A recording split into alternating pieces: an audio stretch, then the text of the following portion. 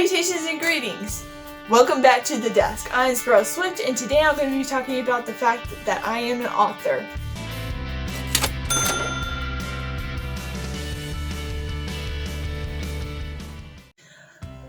So let's just jump right into this. What do I write? Well, I write medieval adventure, not so much mystery stories. I usually set my stories in medieval times just because they're more interesting and I can make up a whole world around the medieval culture and the medieval time period, I guess. And so that's what I write. I write that kind of stuff. I am published. I have one book published so far. It's called Mark of the Cabbage. You can find it on Amazon. You can find it on Barnes & Noble's book website. Like I said, Mark of the Cabbage. My writing name is Elizabeth Stanley. If you just type that in, it'll probably come up with the book. I'll also, the picture of the book is right here.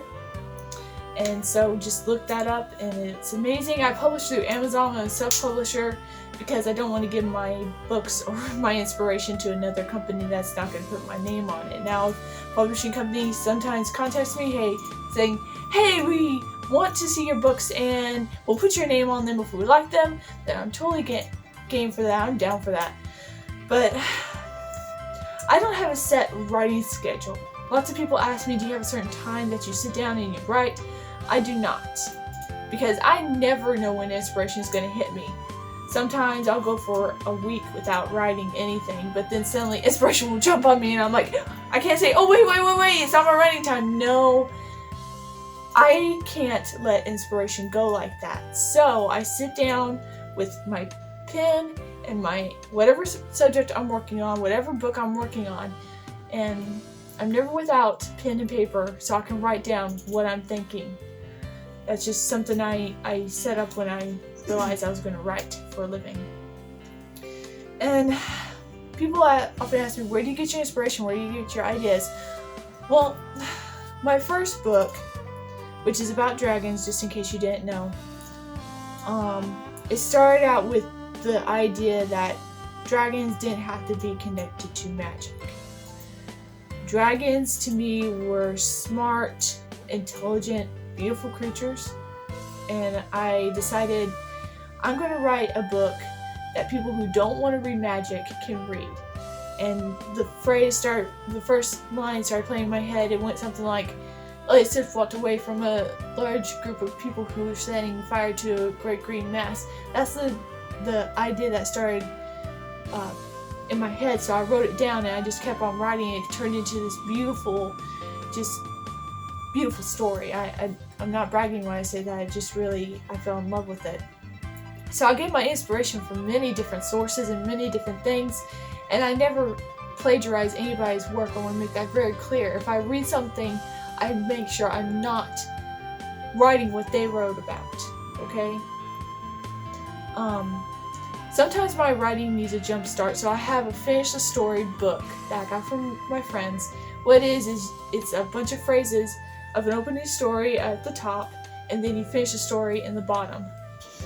So when I need my inspiration jump started, that's what I do. I open it up, and then I finish the story that's in there. Now, what are my long-term goals with my books? I read a book once that said stories are light. That's what I want my stories to be. In this dark world, light is very, very precious.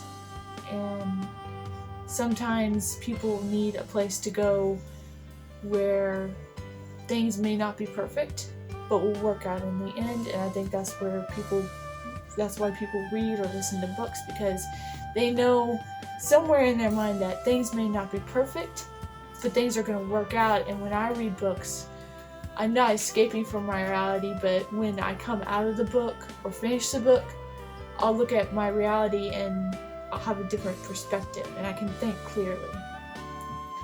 So I want my stories at least to spread light, because that's what people need.